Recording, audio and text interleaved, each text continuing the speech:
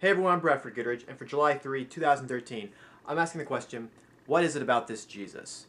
When Adam and Eve ate the fruit, they disobeyed God. They sinned. They did exactly what they weren't supposed to do. They did what they were asked and commanded not to do.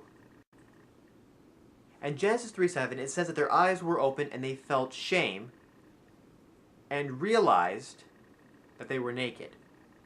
And in Genesis 3:7, the Bible says that they felt shame because of their nakedness. Adam and Eve felt that something was different. They knew at that moment that they had done something wrong. They had done exactly what God had commanded them not to do. Everything that we have talked about before has been leading up to this moment. Sin is rejecting God, giving into temptation, and listening to Satan. Now the thing is, everybody does something wrong. And because everyone does something wrong, everyone sins. Because we have done wrong, we are on Satan's side. We're on Satan's side because we've given in to what he said. We've sided with him because we gave in to what he tempted us to do. He can't make us do anything.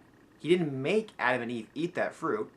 Eve ate it. She bought what he said. She gave in to his temptation. When we disobey God, we're no longer a part of him. Because if we obeyed him, that shows where our relationship is. If sin is doing something wrong, if sin is going against God, well then it obviously isn't of God.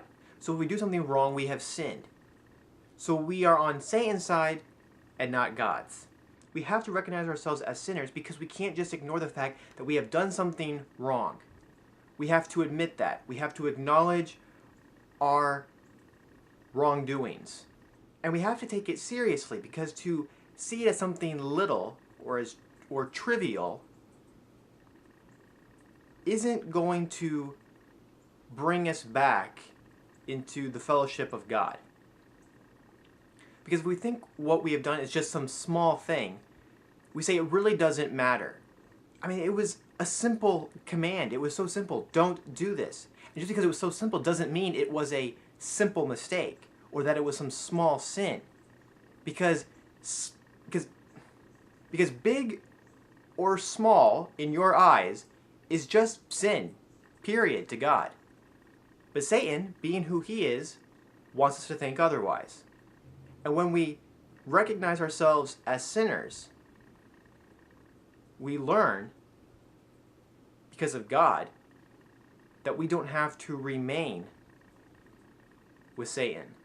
After all, what Satan told Eve she could have sounded really good. It sounded great.